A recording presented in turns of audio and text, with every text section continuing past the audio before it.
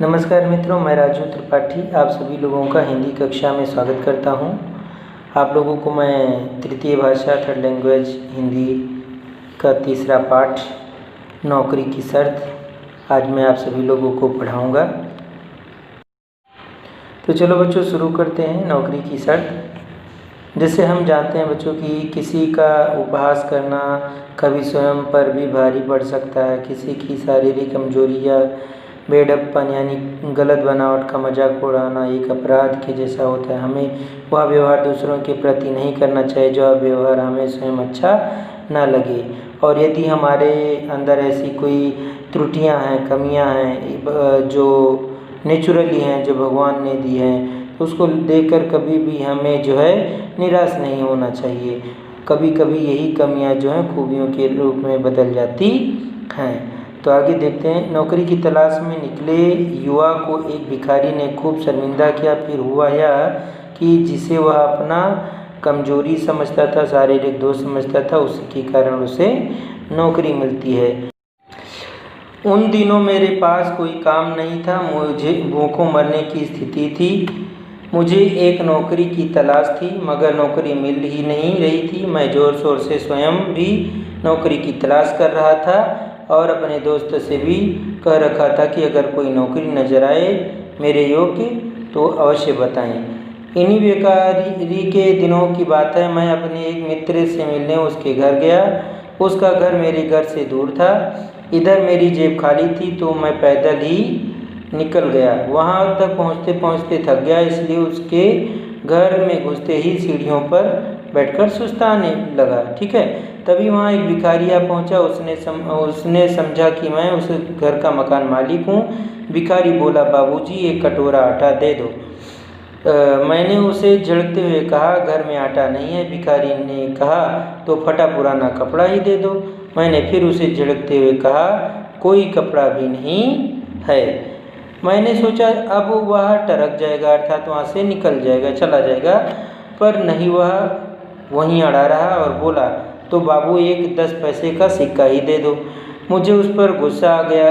टलता ही नहीं। अड़ियल अर्थात जो अपनी जगह पर टिका रहे, जो अपनी जगह से हटे नहीं, उसे अड़ियल कहा जाता है। मैंने उसे डांटते हुए कहा, 10 पैसे भी तो नहीं हैं। तो मैंने अपनी तरफ से सच ही कहा था, पर वह तब भी वहाँ से नहीं गया। मैंने उसे घूर कर देखा। आंखें मिलाते ही वह बोला, बाबू घर में आटा नहीं है, कपड़े लत्ते नहीं हैं और उसकी जेब में, आपके जेब में 10 पैसे तक नहीं हैं। फिर यहाँ बैठे क्या कर रहे हो? समय क्यों बर्बाद कर रहे हो? आओ मेरे साथ, शाम तक 10-20 रुपये कमा ही लोगे। ठीक है, तो आगे देखते हैं कि भिखारी की बात सुनकर मैं उलझन में पड़ गया। मन ही मन सोचा, सलाह तो अच्छा है, सही दे रहा है सलाह। जब तक नौकरी नहीं मिलती है क्यों ना जो है इसके साथ। आगे समझ गए आप लोग। अभी मैं भिखारी के प्रस्ताव पर ठीक से विचार कर भी नहीं पाया था कि मेरे मित्र अपने घर में से बाहर आया, मेरा मित्र, और उसने भिखारी को डांट कर भगाया और मुझे भीतर ले गया। ठीक है, मित्र की इस हरकत से मुझे गुस्सा आया। मैंने सोचा नौकरी मुझे नहीं मिल रही है या मुझे नौकरी दिलवाने में कोई मदद भी नहीं कर रहा है। जो एक मददगार मिला उसे भी ऐसे भगा दिया जैसे वह अब मेरी रोटी पानी का इंतजाम करने वाला है। मैं उसके बारे में अभी और ना जाने क्या क्या सोच रहा था। उसने मेरे आगे एक अखबार रखते हुए कहा, या देखो तुम्हारे लायक नौकरी। यह सुनते ही मेरी खुशी का ठिकाना न रहा। अखबार में लिखा था, एक नवयुवक की ज़रूरत है, काम कोई खास नहीं लिया जाएगा, वेतन अच्छा दिया जाएगा, नौकरी पाने की एक ही शर्त है, नौकर कभी हंसेगा नहीं, जिस दिन हंसेगा वह नौकरी से निकाल दिया जाएगा। इस शर्त के साथ नौकरी करने को तैयार नवयुवक यहाँ इस पते पर आकर मिले। मित्र ने सलाह दी, शर्त है तो अजीब, पर तुम तो यूं ही नहीं हंसते, जब हंसते हो तो ऐसे लग रहा है रो रहे हो। अगर तुम कभी हंस भी दिए तो यकीन नहीं करेगा कोई कि तुम हंस रहे हो, इसलिए तुम जरूर इस नौकरी को कर सकते हो। मित्र की सलाह और अखबार लेकर मैं अपने घर लौट आया। अपने अलमारी में दर्पण निकालकर उसे सामने रखा और देर तक हंस कर यह देखता रहा कि मित्र सच कह रहा है या झूठ। बहुत समय तक परीक्षण करने के बाद मैं अपने आप को पाया कि रत्ती भर मेरा मित्र जो था वह झूठ नहीं बोल रहा था। मैं जब हंसता हूँ तो ऐसे लग रहा है जैसे मैं रो रहा हूँ। अगले दिन मैं उस पते पर जा पहुँचा। घंटी बजाकर किसी के आने की प्रतिक्रिया की। जैसे ही दरवाज़ा खुला मेरी आँखें खुली की खुली रह गई। यह देखने और मैं समझने की कोशिश करता रहा कि मेरे सामने जो खड़ा है वह आदमी है या भूसे का भरा बोरा है। ठीक है, उसमें से आवाज़ आने पर मैं समझ गया यह अवश्य आदमी है। ठीक है, जैसे ही मैंने उन्हें बताया कि मैं नौकरी पाने के लिए आया हूँ, उनके चेहरे पर मुस्कुराहट आ गई। वह बोला, तो भीतर आइए ना। मैंने भीतर जाना चाहा पर ना जा सका। जब कई मिनट तक भीतर नहीं गया तो उन्होंने फिर कहा, आइए ना। मैंने अपनी परेशानी बताई। आप हटे तो मैं भीतर आऊं? अभी तो भीतर घुसने लायक जगह ही नहीं है, नज़र ही नहीं आ रही है। इतना कहते ही मेरे चेहरे पर मुस्कुराहट आ गई। जैसे ही उन्होंने मेरी तरफ देखा मुझे खटका लग गया कि अब तो नौकरी मेरे हाथ से चली जाएगी। पर तभी वह एक तरफ हटते हुए बोला, तो रो क्यों रहे हो? मुझे समझते देर नहीं लगी कि मेरी हंसी को ही वह रोना बता रहा है। मैंने बात बनाई, असल में कई दिनों से बेकार हूँ ना, इसलिए रोना आ गया। खैर हम भीतर पहुँचे और मुझे नौकरी मिल गई। उन्होंने मुझे बताया, तुम्हें हमारे साथ दुकान तक चलना होगा, वहाँ छोटे मोटे काम करने होंगे, शाम को हमारे साथ घर आ जाना है। जब मैं घर के अंदर घुस जाया करूँगा तो तुम्हारी छुट्टी हो जाया करेगी। कभी कभी हमारे साथ फिल्में भी देखना जाना होगा। बस इतना ही काम है। ठीक है, इतनी आसान नौकरी पाकर मेरी खुशी का ठिकाना ना रहा। कल तक मैं जिसे अपना शारीरिक दोस्त समझता था, जो है हंसने वाला, वही आज मुझे नौकरी दिलाने में एक गुण के रूप में हमारे काम आया। तो हमारे अंदर जो भी दोष होता है उसको देखकर कभी परेशान दुखी होना नहीं चाहिए।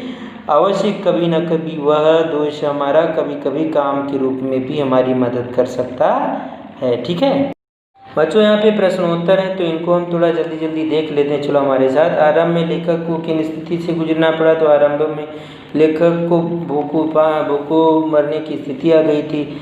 भिखारी की बात सुनकर लेखक ने क्या किया? तो भिखारी की बात सुनकर लेखक ने सोचा कि जब एक तक नौकरी नहीं मिलती तब तक क्यों ना उसके साथ रहकर जो है यही पेशा अपनाया जाए।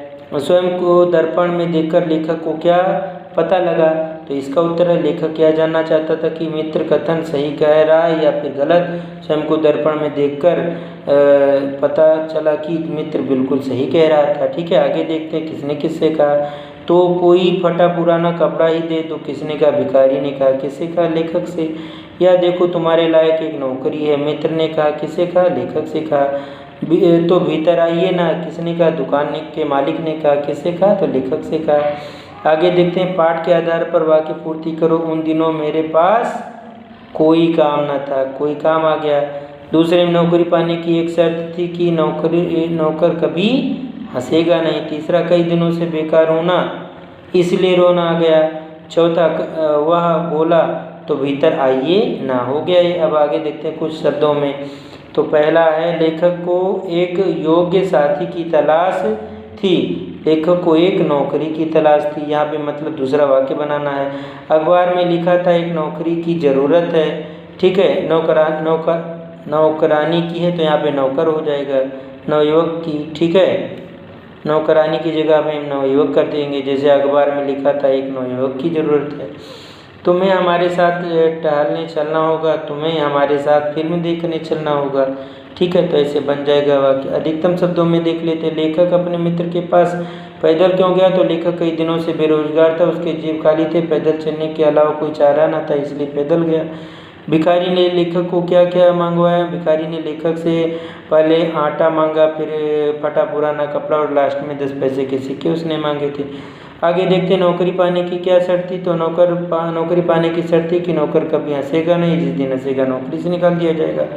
और अभी मूल्यधारी देखते हैं, किसी का मजाक क्यों नहीं उड़ाना चाहिए? तो हमें किसी का मजाक नहीं उड़ाना चाहिए, क्योंकि मजाक उड़ाने से उसकी भावनाओं को जो है चोट पहुँचता है। क्या दोष कभी गुण भी बन सकते हैं? तो हाँ, दोष भी गुण कभी बन सकते हैं। जैसे इस चैप्टर में उस लेखक को उसके दोष की वजह से ही उसको नौकरी मिली, जो एक गुण के रूप में परिवर्तित हो गया। तो आज के लिए इतना ही। आप सभी लोगों को धन्यवाद।